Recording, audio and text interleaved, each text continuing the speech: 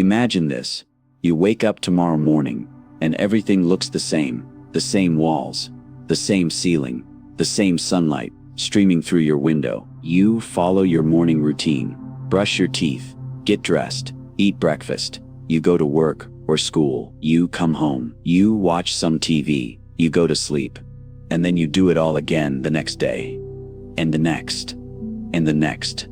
Days become weeks, weeks become months, months become years, and one day, while brushing your teeth, you look in the mirror and ask yourself, is this it? Is this all there is to my life? That feeling, that quiet, nagging feeling that something isn't right, that you're just going through the motions, that you're stuck in a loop, that's what we're going to talk about today. Think about a hamster on its wheel. Round and round it goes, running so hard, feeling like it's moving, but really staying in the same place. Does that sound familiar? Do you ever feel like that hamster? Many of us do. We wake up, work hard all day, fall into bed tired, and then do it all over again. We save money for things we're told will make us happy. We follow paths others have laid out for us. We check boxes on life's big to-do list, and still, deep down, we feel stuck. But here's the strangest part. We can't quite put our finger on why we feel this way. By all accounts, things might be fine. We might have food to eat, a roof over our head, people who care about us. So why do we still feel like we're missing something big? Carl Jung, a famous doctor who studied how our minds work, spent his whole life trying to understand this feeling. He believed that beneath our everyday thoughts, there's a deeper part of us, like an underground river flowing beneath a city, that knows what we truly need. And when we ignore this deeper part, we start to feel stuck, lost, and empty. What if I told you that feeling stuck isn't a sign that something is wrong with you? What if it's actually a message from the deepest part of yourself trying to wake you up? What if that stuck feeling is actually the first step to becoming more alive than you've ever been? Think about a butterfly before it transforms. It spends time as a caterpillar, then builds a cocoon around itself. Inside that cocoon, it might feel very stuck. It can't move. It can't see what's happening. Everything it knew about being a caterpillar is falling apart. If that caterpillar could think like us, it might panic. Something is wrong. I'm trapped. This isn't how life is supposed to be. But we know something the caterpillar doesn't. The feeling of being stuck in the cocoon isn't the end. It's the beginning of a huge change. What if your life right now is like that cocoon? Here's the question that will guide us. What if the feeling of being stuck isn't a problem to fix, but a doorway to walk through? What if it's not a dead end, but the beginning of the most important journey you'll ever take? In the next 40 minutes, I'm going to show you why you feel the way you do. I'll help you understand the invisible forces that have been shaping your life without you even knowing it. And most importantly, I'll show you how to transform this stuck feeling into the most powerful force for change you've ever experienced. Are you ready to look beneath the surface of your everyday life? Are you ready to learn why you really feel stuck and what that feeling has been trying to tell you all along? Let's begin. Before we dive deeper into why you feel stuck in life, I want to ask you something simple. If what I'm saying rings true for you, if you've ever felt like you're living someone else's life, or following a path that doesn't feel like your own, please hit that subscribe button now. This journey we're on together isn't just about understanding why we feel stuck, it's about breaking free. And I want to walk alongside you as you discover your own path forward. Do you know someone who feels lost right now? Someone going through the motions but not really living? Share this video with them. Sometimes the greatest gift we can give is a new way of seeing our problems. And please tell me your thoughts in the comments below. What makes you feel most stuck in your life right now? What invisible walls do you feel surrounding you? Your story might be exactly what someone else needs to hear to know they're not alone. Let me know what topics you want me to explore next. Is it fear? Finding your purpose? Understanding your dreams? Breaking free from the past? Your questions guide where we go from here. Now, let's continue our journey into understanding the hidden prison that keeps us feeling stuck. Section 2. The hidden problem and its psychological philosophical roots. Let me tell you a secret that Carl Jung discovered. Most of what makes you feel stuck isn't even something you can see. It's like an invisible fence around your life. You can't see it, but every time you try to move in certain directions, something stops you. Why does this invisible fence exist? To understand this, we need to talk about something Jung called the persona. Imagine you're an actor in a play. The persona is like the costume and the role you play on stage. It's the you that you show to the world. It's how you act at school, or at work, or around certain friends. It's the face you wear when someone asks, "How are you?" and you say, "I'm fine," even when you're not really fine at all. We all have personas. They help us fit in with others. They help us know how to act in different situations. Having a persona isn't bad. It's necessary for living with other people. But here's where the problem starts. Many of us begin to think that our persona, our role, our mask, is who we really are. Imagine wearing a Halloween costume for so long that you forget you're wearing it. You start to think that the costume is your real body. Sounds silly, right? But this is what happens to most of us as we grow up. When you were very little, maybe 3 or 4 years old, you didn't worry about what others thought of you. You didn't try to be cool or successful or popular. You just were. You played. You explored. You felt your feelings fully. When you were mad, everyone knew it. When you were happy, your whole body showed it. But then something happened. The world started telling you who you should be. Maybe your parents told you that big kids don't cry. Maybe teachers rewarded you for being quiet and following rules. Maybe other kids made fun of you for being different. Maybe TV shows and movies showed you what cool people look like and how they act. Bit by bit, you learned to shape yourself to fit what others wanted. You learned to hide parts of yourself that didn't seem to fit in. This wasn't your fault. It's what all humans do. We're born needing others to survive, so we're built to try to belong. Jung called this process conditioning. It's like how a dog learns tricks. Do the right thing, get a treat. Do the wrong thing, get punished or ignored. Over time, you were conditioned to be a certain way. The problem is, the you that got created through all this conditioning isn't the whole you. It's just the parts of you that got approval from others. Jung called the parts that got hidden away the shadow. Your shadow isn't bad. It's just all the parts of you that didn't fit the role you learned to play. If you learned that good kids are always happy and never cause problems, then your anger, sadness, and need for attention might have become part of your shadow. If you learned that smart kids always know the answer, then your confusion and curiosity might have gone into your shadow. Now here's where it gets really interesting. Jung discovered that the parts of ourselves that we push into the shadow don't just disappear. They're still there, under the surface, affecting us in ways we don't understand. It's like trying to hold a beach ball underwater. You can do it for a while, but it takes a lot of energy, and eventually, that beach ball is going to pop up somewhere, whether you want it to or not. This is why you might find yourself doing things that don't make sense to you. Maybe you procrastinate on work that's important to you. Maybe you get unreasonably angry at small things. Maybe you feel exhausted all the time. These might be signs that parts of your true self are trying to be heard. Another thinker, Friedrich Nietzsche, put it this way: become who you are. It sounds simple, but it's actually very hard, because most of us don't know who we really are beneath all our conditioning. Modern society makes this problem even worse. We live in a world full of messages about who we should be. Advertisements tell us we need certain products to be happy. Social media shows us carefully filtered versions of other people's lives, making us feel like we're missing out. Schools and workplaces often reward fitting in more than standing out. Viktor Frankl, who survived terrible suffering in concentration camps during World War II, discovered something amazing. Even when everything is taken from you, your possessions, your family, your freedom, there is one thing that cannot be taken unless you give it away. That thing is the freedom to choose how you respond to your situation. But here's the sad truth. Most of us give away this freedom without even realizing it. We let our conditioning choose for us. We follow paths without asking if they're really ours to walk.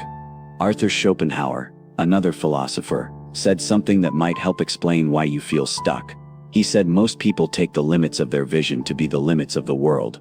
In other words, if you can't see beyond your conditioning, you'll think the small box you're living in is all there is. Jung believed that feeling stuck often happens when we're living too much by our persona and ignoring our deeper self, which he called the self with a capital S. This deeper self is like the full blueprint of who you could be if all parts of you were working together. The self wants you to grow, to become more whole, to bring the parts in your shadow back into the light. But growth often requires change, and change can be scary. So part of you, the part that wants safety and certainty, resists. This inner tug-of-war creates the feeling of being stuck. One part of you wants to grow and change, while another part wants to stay safe and keep things the same. You end up like a car with one foot on the gas and one on the brake, burning energy, but not moving forward. Jean-Paul Sartre talked about something he called bad faith. This is when we lie to ourselves about who we are and what we really want. We might say things like, "That's just how I am," or "I have no choice," when actually we do have choices, we're just afraid to make them. Aldous Huxley warned about how society can keep us distracted and comfortable, so we never ask the big questions about our lives. In his book Brave New World, people take a drug called soma to feel happy instead of dealing with real problems. Today, our soma might be endless scrolling on phones, binge-watching TV, or always staying busy to avoid hearing the quiet voice inside that's asking, "Is this really what you want?" Jung believed that around the middle of our lives, many people hit what he called a midlife crisis. This isn't just about buying a sports car or making sudden changes. It's actually the self trying to get our attention, saying, "Hey, you've been living according to what others want for half your life. What about what you want?" But you don't need to wait for a midlife crisis. That feeling of being stuck that you have right now, that's yourself trying to talk to you. That's the deeper part of you saying there's more to life than this. There's more to you than this. The feeling of being stuck isn't the problem. It's the beginning of the solution. It's the first crack in the walls of the too small life you've been living. It's the first sign that you're ready to become more of who you really are. In our next section, we'll look at the unseen consequences of staying stuck. What happens when we ignore that inner call for too long? Because the longer we pretend to be someone we're not, the higher the price we pay. And that price isn't just feeling unhappy. It affects our bodies, our relationships, and even our sense of meaning in life. If this journey has helped you see your life differently, please subscribe and join our community of seekers. Share this video with someone who needs to hear this message, and let me know in the comments, what one thing will you do differently tomorrow because of what you've learned today? Until next time, remember, you aren't stuck. You're just gathering the courage to move in a new direction, and that direction begins with a single step that only you can take. Thank you for spending this time with me. Your journey is just beginning. Imagine standing on a beach, watching the waves roll in and out. Each wave is different. Some big, some small, some gentle, some fierce. But what are waves really? They're not separate things. They're movements of the ocean itself. For a brief moment, a wave rises up with its own shape and movement, and then it returns to the vast ocean from which it came. Now here's the ultimate truth that Carl Jung discovered about why you feel stuck, and why that feeling might be the most important message you'll ever receive. You are not just the wave. You are the entire ocean.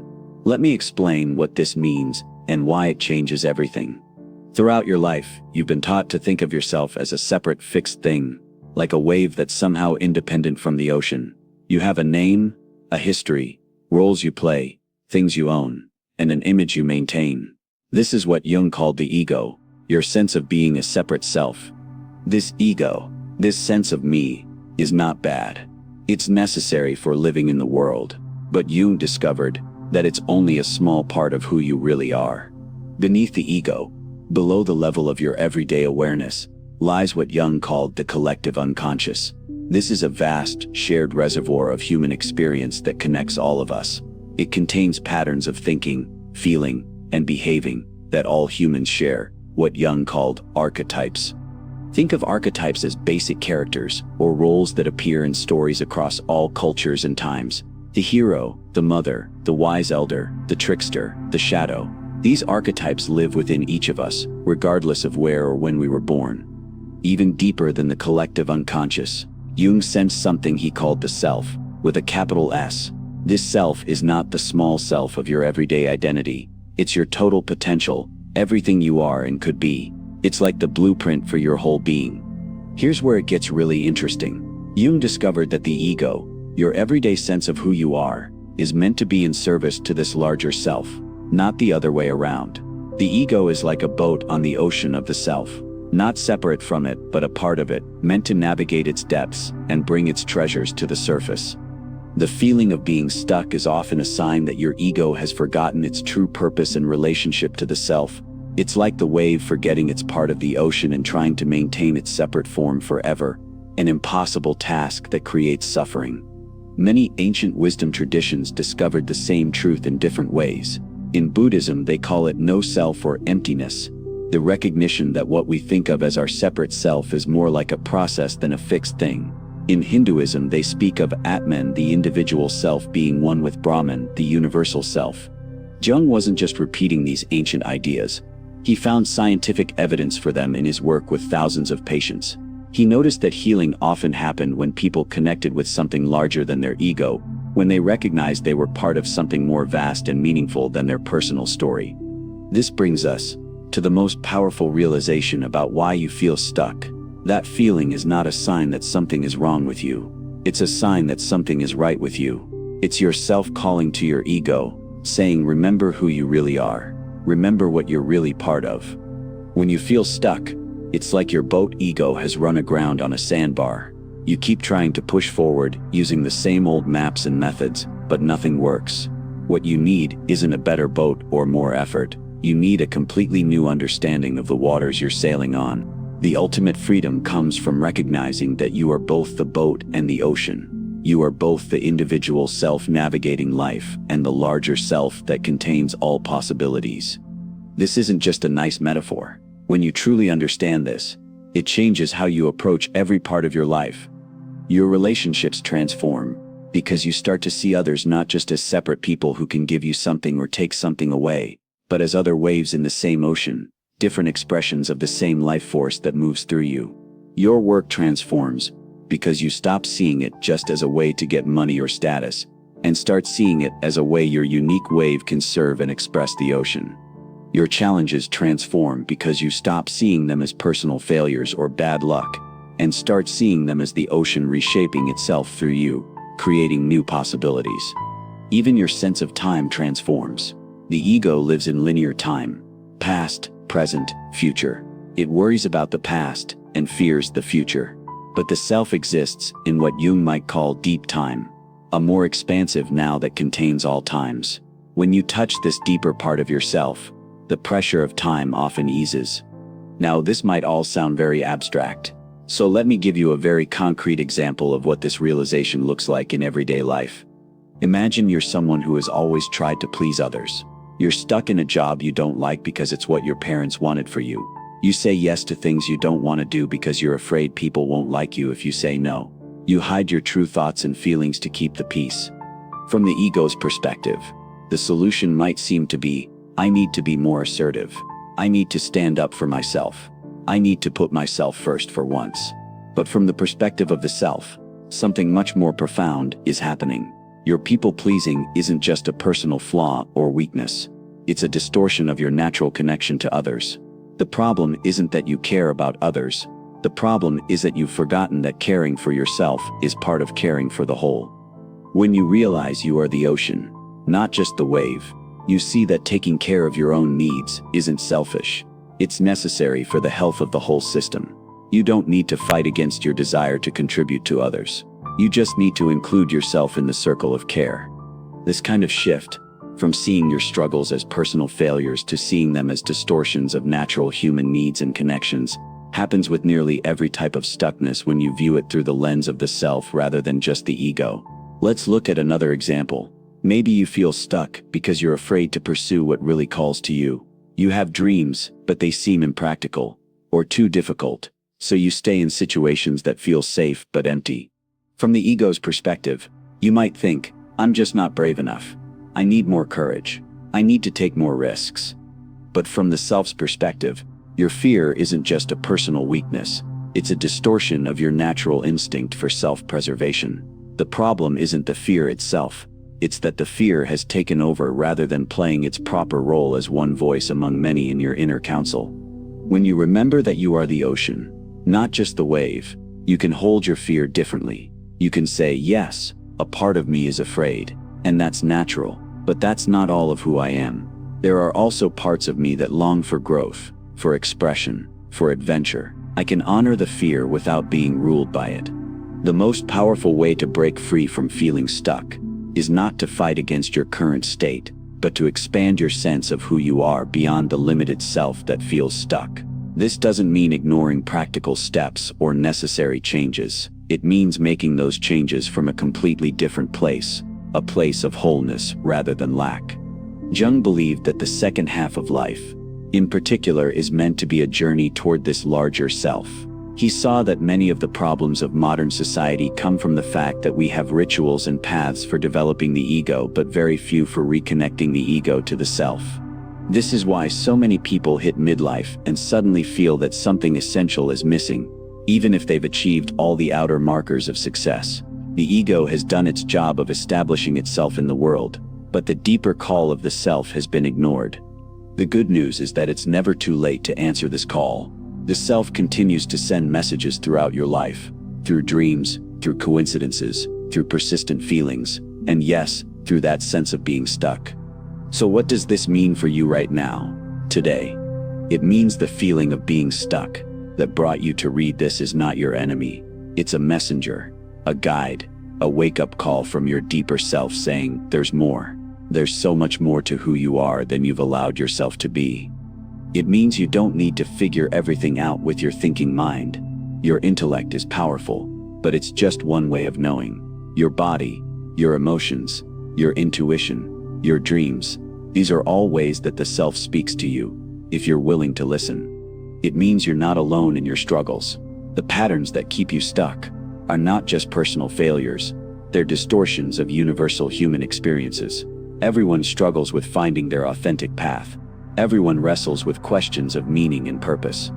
Most importantly, it means that the resources you need to transform your life are already within you. Not within your ego, with its limited perspective and old wounds, but within the larger self that you truly are. The journey from feeling stuck to feeling free isn't about becoming someone new. It's about remembering who you've been all along. Like the wave remembering it's the ocean. Like the sun emerging from behind clouds. Like waking up from a dream into a more vibrant reality. The great psychologist Abraham Maslow once said that the most important question isn't what do I want to do with my life, but rather who am I, what is my true nature? When you begin to glimpse the answer to that question, when you catch even a fleeting sense of your connection to something larger than your everyday self, the feeling of being stuck begins to dissolve. Not because your problems magically disappear, not because you suddenly know exactly what to do in every situation, but because you're approaching life from a completely different place, from wholeness rather than lack, from curiosity rather than fear, from connection rather than separation. This doesn't mean the journey is easy. Jung was very clear that integrating the ego and the self, what he called the individuation process, is the work of a lifetime. There will still be challenges, setbacks, and moments of doubt. But when you know deep in your bones that you are not just the wave but also the ocean, not just the small self but also the larger self, you can never be truly stuck again. Because no matter what happens on the surface of your life, you are connected to a source of wisdom, creativity, and renewal that is as vast as life itself. So the next time you feel stuck, remember, that feeling is not the enemy. It's not a sign of failure. It's an invitation to remember who you really are, to reconnect with your deeper nature, to come home to yourself. And that, perhaps, is the greatest journey any of us can take. Imagine you've been living in a small room with the lights turned low. You've gotten used to moving carefully to avoid bumping into the walls. You've arranged your few pieces of furniture just so you've learned to live within these tight confines. Then one day, someone comes along and says, you know there's a door, right? A door you never noticed. A door that was there all along. What happens when you open that door? Light floods in. You discover there's a whole house beyond your small room. More rooms, windows, stairs leading to new floors. The world suddenly becomes so much bigger than you thought it was. That's what breaking free from feeling stuck is like. It's not about making small adjustments within your confined life. It's about discovering the doors you never knew existed and having the courage to walk through them. Let's talk about how to start your rebellion against the too small life that's keeping you stuck. Carl Jung believed that the first step toward freedom is something he called shadow work. Remember the shadow? Those parts of yourself that you had to hide away to fit in. Shadow work is about bringing those parts back into the light, little by little. But how do you find your shadow when by definition, it's the stuff you've hidden from yourself? Jung had several approaches, but I'll share the simplest ones that anyone can try. Start by paying attention to your strong reactions to others. When someone really bothers you, when they make you unreasonably angry or annoyed, ask yourself, what quality in this person am I reacting to? Often we're most bothered by people who show us the parts of ourselves we've rejected. For example, if you get really irritated by someone who's too emotional, it might be because you've pushed down your own emotions. If you're bothered by someone who talks too much, maybe you've silenced your own voice in some way. This doesn't mean your reactions aren't valid, but they can be doorways to understanding yourself better. When you notice a strong reaction, get curious about it instead of just blaming the other person. Dreams were another important doorway for Jung. He believed our dreams often show us the parts of ourselves we've neglected. You don't need to become an expert dream interpreter. Just start paying attention to your dreams and ask, if this dream was trying to tell me something about my life, what might it be saying? Look especially for recurring dreams or themes.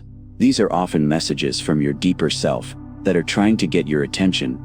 Another powerful way to break free is to question the shoulds that rule your life. We all have internalized rules about how we should be, what we should want, what success should look like. Many of these rules aren't even our own. They were handed to us by parents, teachers, society, and media. Try this exercise. Take a piece of paper and write down all the shoulds you can think of that govern your life. I should be more productive. I should want to climb the career ladder. I should be more social. Once you have your list, ask for each item. Says who, where did I get this rule? Do I actually believe this? Or am I just following someone else's map? This simple exercise can be revolutionary. Many people discover they've been living by rules they don't even agree with. Viktor Frankl, who we mentioned earlier, developed a form of therapy focused on meaning. He found that even in the most terrible circumstances, people who could find meaning in their experience coped better than those who couldn't. Ask yourself, what matters most to me? If I knew I only had 1 year to live, how would I spend my time? What would I regret not having done or expressed? These questions can cut through the fog of daily life and help you see what truly matters to you. Meaning isn't something you find once and for all. It's something you create through your choices and actions. Even small shifts toward what matters to you can start to break the feeling of being stuck. Nietzsche talked about the importance of saying yes to life, embracing all of it, even the difficult parts. He called this amor fati, the love of fate. This doesn't mean accepting things that harm you. It means not wasting energy fighting against the reality of your situation before you try to change it. If you hate your job, for example, resisting this reality by complaining, numbing yourself, or pretending it's fine only keeps you stuck. Saying yes means acknowledging, this is where I am right now. I don't like it, but fighting against the fact that this is my current reality only drains my energy. From that place of acceptance, you're actually more powerful to make changes. Your energy isn't tied up in denial or resistance. Jung believed strongly in the power of symbols and creativity to heal the split between our conscious and unconscious minds. He often had his patients draw, paint, or work with clay, not to create good art, but to let their deeper selves speak through symbols and images. You don't need to be artistic to try this. Simply doodling while letting your mind wander, playing with clay, or moving your body to music can bypass your logical brain and let your deeper self express what it needs. Jean-Paul Sartre emphasized that we are defined by our choices, not by our circumstances or past. Each moment offers a new opportunity to choose differently, to redefine who we are through our actions. This can feel both freeing and scary. If you're not defined by your past, or by what others think of you, then who are you? This question opens the door to authentic freedom, the freedom to create yourself through your choices rather than simply playing out a script someone else wrote for you. Sometimes breaking free requires what Jung called active imagination. This is a kind of waking dream where you have a conversation with parts of yourself or symbolic figures. Here's a simple way to try it. Close your eyes and imagine your feeling of being stuck as a character or creature. What does it look like? Now imagine sitting down with this character and asking it questions. What do you want me to know? What are you trying to protect me from? What do you need? This might sound strange, but giving form to inner feelings can help you understand and work with them, rather than fighting against them. Another powerful practice is to seek out what Jung called synchronicities, meaningful coincidences that seem to be sending you a message. Have you ever thought of someone right before they called, or kept seeing the same unusual word or image in different contexts? Jung believed these coincidences might be your deeper self trying to get your attention. Start noticing patterns in your life. What themes keep showing up? What unlikely coincidences occur? These might be signposts pointing you toward your authentic path. One of the biggest obstacles to breaking free is what psychologists now call the sunk cost fallacy. This is the tendency to continue with something just because you've already invested time, energy, or money in it, even when continuing doesn't make sense. I've already spent 3 years getting this degree, so I have to finish it even though I hate the subject. I've been in this relationship for 7 years, so I can't leave even though we're both unhappy. These are examples of the sunk cost fallacy at work. Breaking free sometimes means having the courage to walk away from paths that aren't right for you, even if you've already gone far down them. The time or energy you've already spent is gone either way. The only question is whether you want to spend more time on something that isn't right for you.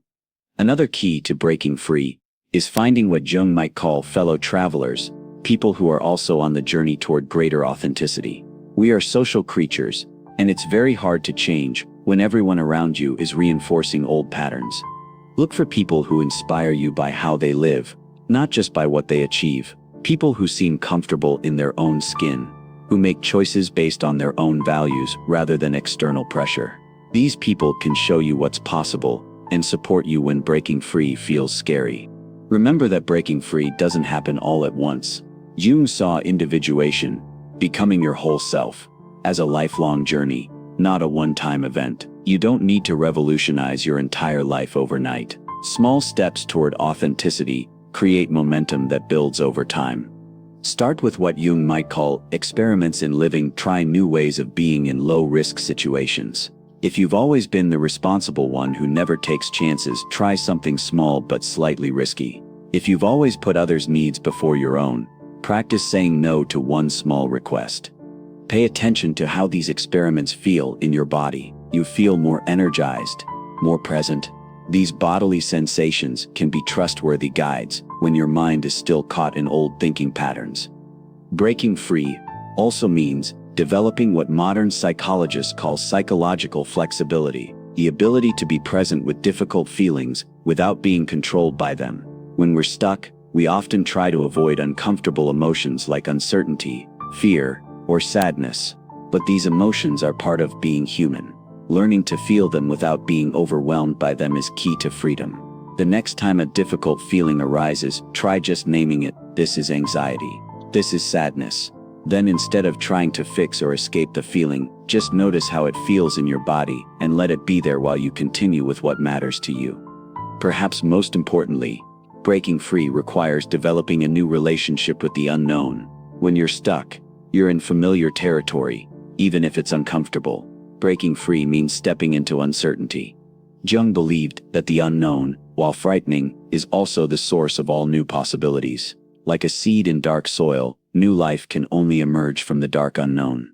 Instead of asking what if things go wrong, try asking what if things go right in a way I can't even imagine yet. This shift in perspective can transform how you face the unknown. In our final section, we'll explore the ultimate truth that can completely transform how you see yourself and your life. A truth so powerful that once you truly understand it, you can never be stuck in quite the same way again. Imagine you have a beautiful garden inside you. In this garden are all kinds of plants, some with bright flowers, some with healing leaves, some with thorns, and some with deep roots. This garden is your whole self, all your feelings, talents, dreams, and even the parts of you that seem scary or messy. Now imagine that one day someone tells you only the red flowers in your garden are good. Everything else is bad and should be removed. So you start cutting back all the other plants. You build a fence around the parts you were told were bad. You only water and care for the red flowers. What happens to a garden when you only allow one kind of plant to grow? It becomes weak. The soil loses its richness. Pests might come because there aren't enough different plants to create balance. And the plants behind the fence, they don't die, they grow wild and tangled, pushing against the fence, sometimes breaking through in unexpected places. This is what happens when we reject parts of ourselves, when we stay stuck in a life that's too small. There are consequences. Let's look at what really happens when we ignore our inner voice for too long. First, our bodies start to tell us something's wrong. Carl Jung noticed that many of his patients had physical symptoms that doctors couldn't explain. He began to see that when important feelings and needs are ignored, they don't just disappear, they show up in our bodies.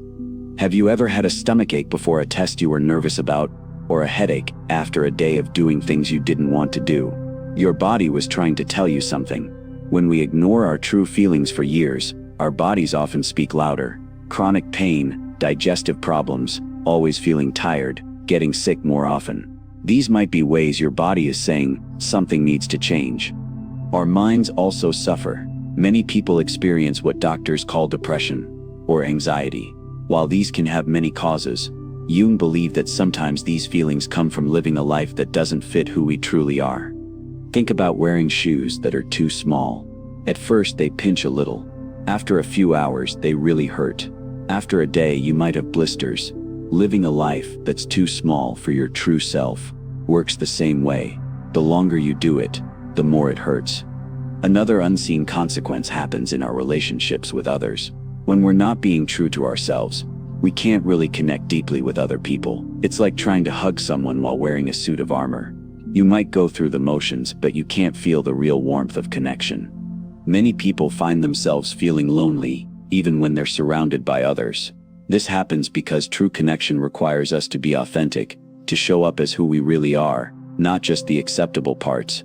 There's a special kind of loneliness that comes from being around people who don't see the real you. You might have lots of friends who like your persona, the mask you wear, but still feel like no one really knows you. This kind of invisible loneliness can hurt more than being actually alone. Jung talked about something called projection. It just happens when we take parts of ourselves that we've rejected and project them onto other people, meaning we see these qualities in others instead of recognizing them in ourselves. For example, if you were taught that anger is bad and pushed your own anger into your shadow, you might find yourself getting really bothered by other people's anger. You might see everyone else as too angry, when really you're uncomfortable with the anger inside yourself that you haven't allowed yourself to feel. These projections cause problems in relationships. We end up reacting to people not as they really are, but as mirrors of the parts of ourselves we've denied. We might be drawn to people who express the qualities we've suppressed in ourselves, or we might strongly dislike people who remind us of our disowned parts. There's also a cost to our creativity and joy. Each part of ourselves, even the difficult parts, carries energy and gifts. When we cut off parts of who we are, we lose access to their unique powers. Maybe you were a kid who loved to draw, but someone told you that art wasn't a practical use of time. So you pushed away your artistic side to be responsible. Not only did you lose the joy of creating art, but you also lost the creative thinking that artistic expression develops, a way of seeing possibilities that might have helped you in many areas of life. Or maybe you were naturally more quiet and thoughtful, but you learned that being outgoing and talkative was more valued, so you pushed yourself to be louder and faster, losing touch with the gifts of your natural thoughtfulness, your ability to observe deeply, to think things through, to notice what others miss. One of the biggest unseen consequences is what Viktor Frankl called the existential vacuum, a feeling of emptiness and meaninglessness. Frankl believed that humans need meaning even more than they need comfort or pleasure. When we live lives based on what others expect rather than what truly matters to us, we experience this vacuum. You might fill your days with activities, achievements, and distractions, but still feel like something essential is missing. This is the existential vacuum, a hole in the center of life that can't be filled with outside things, because it can only be filled from within, by living in alignment with your deeper values and authentic self. Our brains also work against us when we stay stuck. The human brain has something scientists call confirmation bias. This means we tend to notice things that confirm what we already believe and ignore things that contradict our beliefs. If you believe this is just how life is or I can't change, your brain will actually filter your experiences to find evidence that supports these beliefs. You'll notice all the ways you're stuck and miss opportunities for change. Your brain isn't trying to hurt you, It's trying to be efficient by not wasting energy questioning what you've decided is true. There's also something called the hedonic treadmill. This is the brain's tendency to get used to things both good and bad. Win the lottery, and after a few months, you'll probably return to your baseline level of happiness. The same is true for negative events. This is why buying new things gives only a temporary boost. We quickly adapt and need something else new to feel the same excitement. The hedonic treadmill helps explain why chasing external achievements often doesn't cure the feeling of being stuck. You might think, I'll be happy when I get that promotion, or I'll feel fulfilled when I buy that house. But these things only bring temporary satisfaction if they're not aligned with your deeper self. There's a phenomenon psychologists call learned helplessness. It happens when a person or animal experiences a difficult situation they can't control, and then later, even when they could control the situation, they don't try because they've learned to feel helpless. Many people develop a kind of learned helplessness about their own lives. After years of ignoring their inner voice, they stop believing change is possible. They say things like, "That's just how I am," or "That's just how life is," shutting down possibilities before even exploring them. Carl Jung talked about a process he called individuation. This is the lifelong journey of becoming more fully yourself, integrating all the different parts of who you are, including those in the shadow. Jung believed this was the most important work of a human life. When we resist individuation, when we stay stuck in old patterns and refuse to grow, Jung believed we pay with our vitality, our sense of meaning, and ultimately our joy. The energy it takes to maintain our personas and keep our shadows at bay drains us, leaving less energy for living fully. Perhaps the most tragic consequence of staying stuck is what Jung might call the unlived life.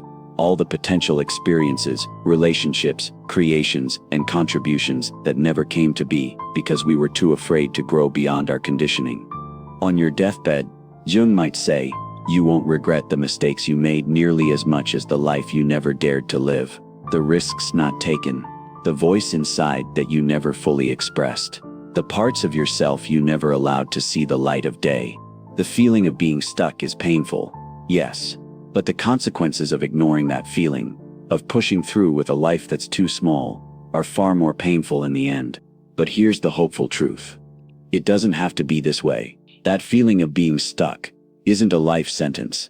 It's an invitation to question, to explore, to break free from the invisible fences you've lived within.